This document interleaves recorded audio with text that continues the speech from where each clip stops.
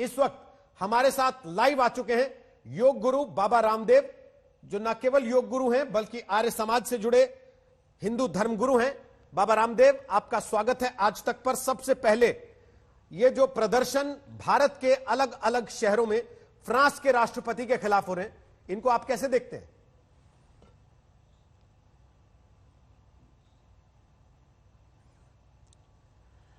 देखिए सरदाना भाई, सबसे बड़ी बात यह है कि ये हो क्यों रहा है। ना तो इस्लाम खतरे में है, ना इस्लाम से खतरा है, ना किसी कुरान से, ना बाइबल से, ना किसी और दुनिया की किसी मजहबी किताब से खतरा है। खतरा है आतंकवाद से, कट्टरवाद से। ये पहली बात हमें समझनी होगी, क्योंकि ये दोनों ही तरफ की बातें हो रही हैं और उसका कारण ये मजहबी कट्टरवाद है और इससे पूरी दुनिया में इस्लाम बदनाम हो रहा है। ये भी पक्की बात है। वैसा ना हिंदू धर्म बदनाम हो रहा है, ना सिख, ना जैन, ना बौद्ध धर्म बदनाम हो रहा है, ना ईसाईयत बदनाम हो रही है। आखिर पूरी दुनिया में इस्लाम बदनाम हो रहा है तो इस्लाम के जो बड़े आका हैं, धर्मगुरु हैं, मुल्ला हैं, मौलवी हैं, मौलाना हैं, उनको सोचना पड़ेगा कि आखिर क्यों पूरी दुनिया में एक मजहब विशेष के लोग, खास करके इस्लाम के लोगों के ऊपर ये बार बार बात उठ रही है कि एक ही वर्ग विशेष के लोग इस तरह की घटनाओं में क्यों आगे आ जाते हैं कि किसी का गला तक काट लिया। और गले तक काटने की बात नहीं, अलग अलग कहीं शरीयत लागू करने के नाम पर, तो कहीं और जो है मुस्लिम देशों के ध्रुवीकरण के नाम पर, एकीकरण के नाम पर ये जो पूरी दुनिया में फसाद होता है, ये दुनिया को लेकर के आखिर कहां जाएगा, तो एक बड़ा प्रश्न है।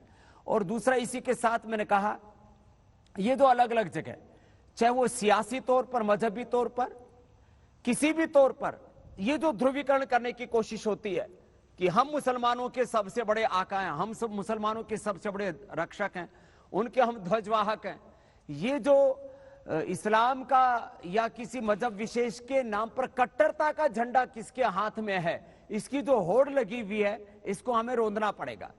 और तीसरी सबसे जो अहम बात मैं कहना चाहता हूं, इसका समाधान क्या है, तो समाधान मैं और मेरा ही मजहब श्रेष्ठ है, इसके बजाय पूरी दुनिया के मजहबी तौर पर जो बड़े लोग हैं उनको सामने आकर के कहना पड़ेगा, भैया ये बातें बंद करो, जो डिस्ट्रैक्शन वाली बातें हैं।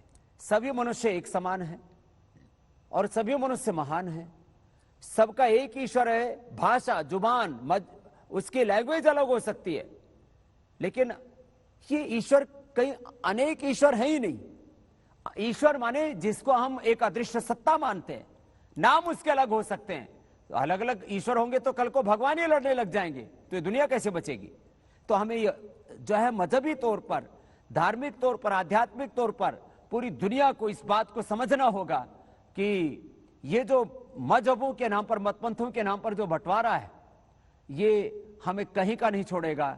इसलिए हमें सबको समानता की बात करनी पड़ेगी, एकता की बात करनी पड़ेगी, स्वधर्म निष्ठा, लोगों को कैसे समझाएंगे जो मुंबई में सड़क के ऊपर इमैनुअल मैक्रों के पोस्टर लगा के ये सोच रहे हैं कि हमने फ्रांस को एक बहुत बड़ा मैसेज दे दिया, भले ही हमारे देश का प्रधानमंत्री कुछ भी कह रहा हो। उन लोगों को कैसे समझाएंगे जो राजनीतिक पार्टी के नेता होकर, चुने हुए विधायक होकर भोपाल में लोगों की भीड़ इकट्ठी करके इमैनुअल मैक्रों के खिलाफ नारे लगवा रहे हैं और ये कह रहे हैं कि जब तक वो माफी नहीं मांगता तब तक हम प्रोटेस्ट करते रहेंगे।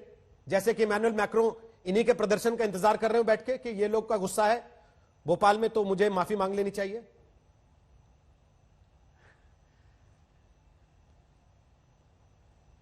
देखो सरदाना भाई, पहली बात तो यह है, इन लोगों की हैसियत क्या है, इन लोगों की औकात क्या है, और ये लोग जो है कहना क्या चाहते हैं, करना क्या चाहते हैं, पूरी दुनिया को क्या संदेश देना चाहते हैं। तो मैं इसको दो भागों में बांटता हूँ। राजनीतिक तौर पर कोई भी कट्टरता का झंडा लेकर के चलता है, कतई उसको इस तरह के प्रदर्शनों की अनुमति नहीं देनी चाहिए, चाहे वो भोपाल हो, चाहे वो मुंबई हो, कहीं पर किसी की भी सरकार हो। मैं इसको सियासी रंग देना ही नहीं चाहता हूं। सीधी सी बात है, कट्टरता की बात यदि स्वामी रामदेव भी करता है तो उसको भी कहीं पर इजाजत नहीं होनी चाहिए कि लोगों को के भीतर भ्रम पैदा करके उनका ध्रुवीकरण करे, उनको पोलराइज करे किसी भी तौर पर। राजनीतिक तौर पर, सामाजिक तौर पर, धार्मिक तौर पर, किसी भी तौर पर यदि कोई भी व्यक्ति कट्टरता का जो है एक जहर घोलता है समाज के अंदर, तो वो सोशल क्राइम है। वह जो है सामाजिक, राजनीतिक, धार्मिक, आध्यात्मिक, जो भी शब्द बोलो, वो रिलीजियस क्राइम है, वो स्पिरिचुअल क्राइम है, वो पॉलिटिकल क्राइम है। ये क्राइम किसी को भी करने की अनुमति नहीं होनी चाहिए, चाहे। और जो इस तरह के प्रदर्शनों के अगुवा बन करके और लोगों का हुजूम इकट्ठा करते हैं, सबसे पहले तो उनके ऊपर कार्रवाई होनी चाहिए।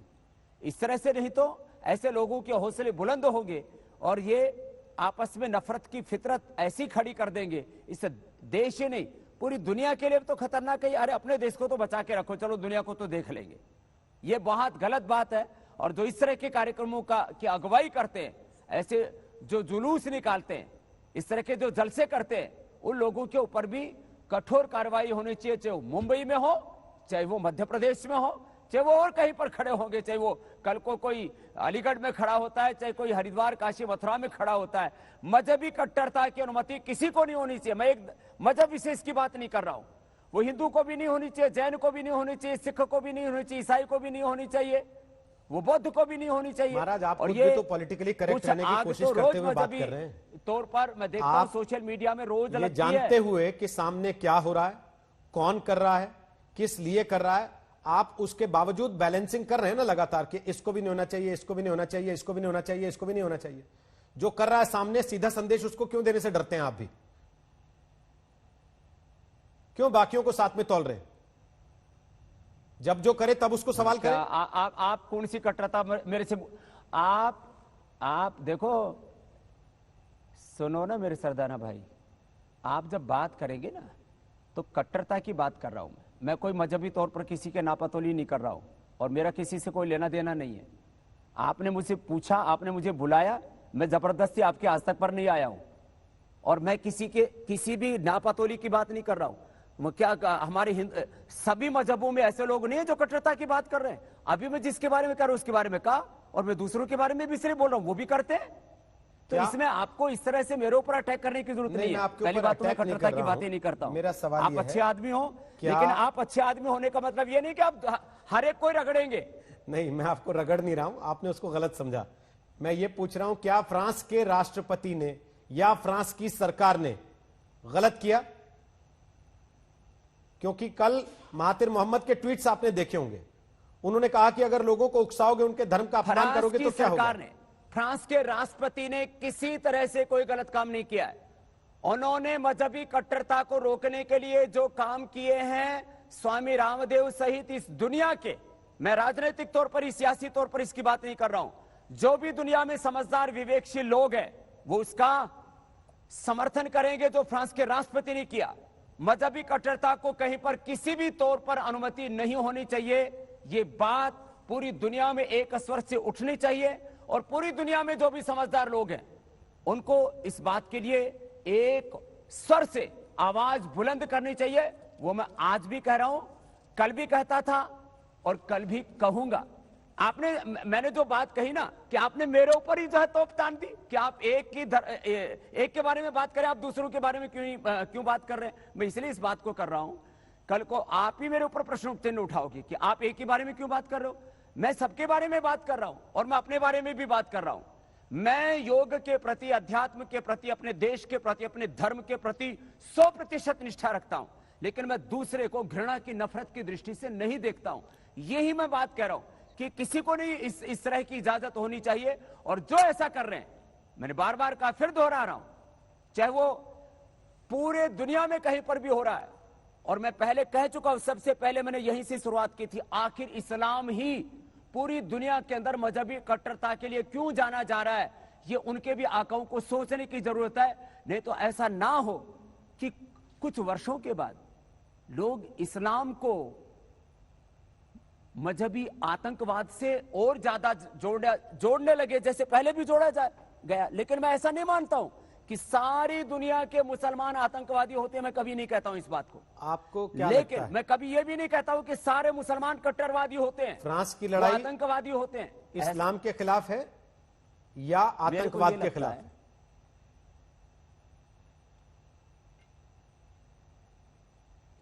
फ्रांस की लड़ाई आतंकवाद के खिलाफ है, इस्लाम के खिलाफ नहीं है। लेकिन इस्लामिक कट्टरता को जिस तरह से उन्होंने झेला, और इस इस्लामिक कट्टरता को अनेक दुनिया के और देशों ने भी झेला है और झेल रहे हैं, उसके ऊपर अंकुश लगाना चाहिए। क्या पूरी दुनिया में कहीं पर ऐसा सुना कि किसी भी देश ने यह कहा कि हम मजहबी तौर पर अपने देश में यह कानून लागू करेंगे? हमने तो नहीं कहा कि हिंदुस्तान में हम मनुस्मृति लागू करेंगे। हमने तो नहीं कहा कि हम हिंदुस्तान के अंदर जो है वेद का विधान लागू करेंगे, संविधान लागू को नहीं मानेंगे। बहुत से लोग कहते हैं हम तो केवल शरीयत ही मानेंगे। अब पूरी दुनिया बदल चुकी है भाई। शरीयत एक, आपके जो मजहबी ग्रंथ हैं, किताबें हैं, उनमें जो धार्मिक तौर पर अच्छी बातें, इंसानियत के तौर पर अच्छी बातें, उनको मानिए। लेकिन राजनीतिक तौर पर पूरी दुनिया में जो कानून बनते हैं वो सत्य न्याय के आधार पर बनते हैं। उसी आधार पर पूरी दुनिया चलेगी। किसी भी मजहबी तौर पर दुनिया नहीं चलाई जा सकती। ठीक है, कुछ देशों में लागू कर रखी है, वो उनकी मर्जी है। हम किसी देश के ऊपर अपनी मर्जी नहीं थोप सकते। लेकिन मजहबी तौर पर कट्टरता को कभी भी स्वीकार नहीं किया जा सकता, और इसके लिए पूरी दुनिया के समझदार लोगों को लामबंद होना पड़ेगा। आप सोशल मीडिया पर एक्टिव रहते हैं, मुझे यकीन है आपने कल मलेशिया के पूर्व प्रधानमंत्री महातिर मोहम्मद के ट्वीट देखे होंगे, जिनमें से एक दो ट्वीट को मजबूरी में आखिरकार दबाव पड़ने के बाद चारों तरफ से ट्विटर को डिलीट भी करना पड़ा, क्योंकि उन्होंने कहा कि मुस्लिमों को अधिकार है फ्रेंच को मारने का। अगर बड़े बड़े नेता, बड़े बड़े ओहदों पर बैठे हुए लोग इस तरीके की बातें करेंगे तो फिर कट्टरता, आतंकवाद, मजहब, इनके भीतर जो लकीरें हैं जो इनको अलग करती हैं एक दूसरे से, वो कहां बचेंगी?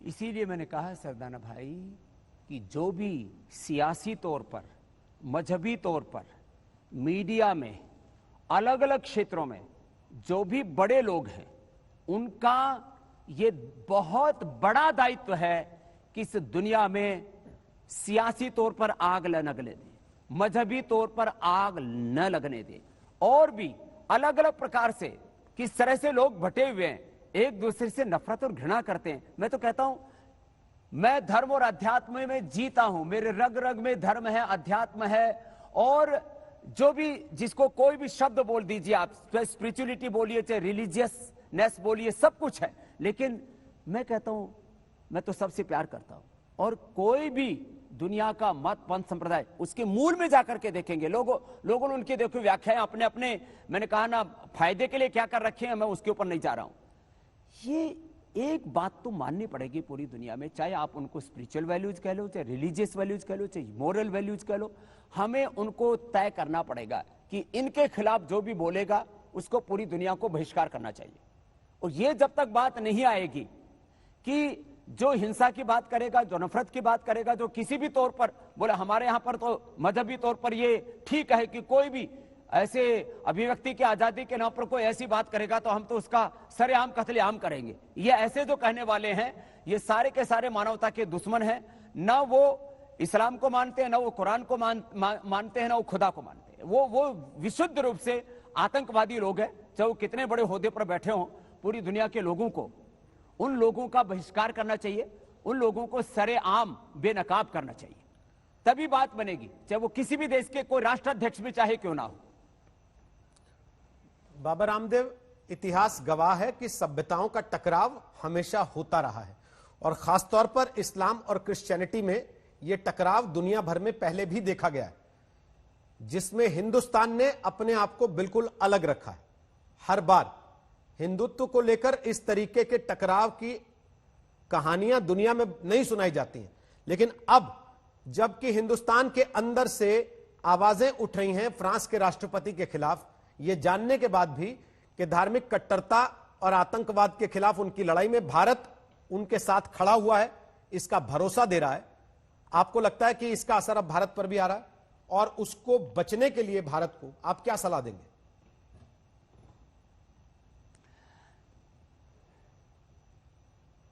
मजहबी कट्टरता से बचने के लिए पहली बात तो इस तरह के जो जलसे हैं, जुलूस हैं, जो भी आयोजन हैं, इनके ऊपर 100% रोक लगनी चाहिए, जो मजहबी तौर पर पूरी दुनिया में कम से कम भारत को बदनाम ना होने दे। दूसरी बात, जो भी चाहे किसी भी तरह के, मैं फिर वापस क्योंकि मेरा मकसद किसी एक पंथ विशेष को, एक मजहब विशेष को टारगेट करना नहीं है। जो भी ये बात सिखाते हैं कि मैं ये कहूं कि पूरी दुनिया को हिंदुत्व में तब्दील करना मेरा मकसद है, तो ये कट्टरवादी विचार है, ये आतंकवादी विचार है। ऐसे इस देश के अंदर किसी मदरसे में, किसी भी यूनिवर्सिटी में, किसी भी मस्जिद के अंदर कोई मौलाना, कोई मौलवी अपने लेक्चर में ये कहता है कि पूरी दुनिया को इस्लाम में तब्दील करना हमारा मकसद है, और जो इस्लाम कबूल नहीं करेगा वो जिंदा नहीं छोड़ेंगे हम उसको। ये तो एक मजहबी तौर पर बड़ी बात उठी है। आप फरीदाबाद में क्या हुआ, दिल्ली में क्या हुआ कि आप मुझसे निकाह करो और मेरा इस्लाम कबूल करो, नहीं तो मैं तुम्हें मार दूंगा। ये कौन सा मजहब है? इस तरह की जो भी इस देश के अंदर एक गलत ट्रेनिंग दी जा रही है, गलत प्रोग्रामिंग की जा रही है, सारा यहां से चलता है। जैसा विचार होता है वैसे ही संस्कार, वैसा ही संसार और वैसा व्यवहार, व्यक्ति का एक्शन होता है। Wrong thoughts, wrong emotion, wrong action, reaction, distraction, ये पूरा का पूरा साइकिल है। तो जिस भी तौर पर, जो भी मदरसे के अंदर, जिस भी किसी मस्जिद के अंदर, जिस भी किसी सभा के अंदर, किसी के लेक्चर के अंदर, जहां पर भी इस तरह से ये कट्टरवाद की बातें हो, उसके ऊपर हमें जो है संवैधानिक तौर पर, कानूनी तौर पर भी हमें प्रतिबंध लगाना चाहिए कि कोई इस तरह की बातें नहीं करेगा। और इसके ऊपर यदि अंकुश नहीं लगा तो ये जहर बहुत जल्दी ही पूरे देश में और फैल जाएगा। सोशल मीडिया में तो जहर बहुत फैला हुआ है, इसको हमें रोकना पड़ेगा। मेन स्ट्रीम मीडिया में रोकना पड़ेगा, जो मुख्य समाज की धारा उससे हमें रोकना पड़ेगा। और उसके तो लिए जो बच्चों से लेकर के बड़ों तक ये अलग अलग तरह से जो ट्रेनिंग प्रोग्राम चल रहे हैं, इनको रोकने के सिवा और कोई दूसरा चारा है नहीं। रोहित भाई, बहुत बहुत धन्यवाद योग गुरु बाबा रामदेव आज तक पर आने के लिए। और धार्मिक कट्टरता को लेकर इस वक्त दुनिया में जो एक जंग छिड़ गई है, एक तरीके से जो ध्रुवीकरण एक तरीके से दुनिया में दिखाई दे रहा है, उस पर खुलकर अपनी बात रखने के लिए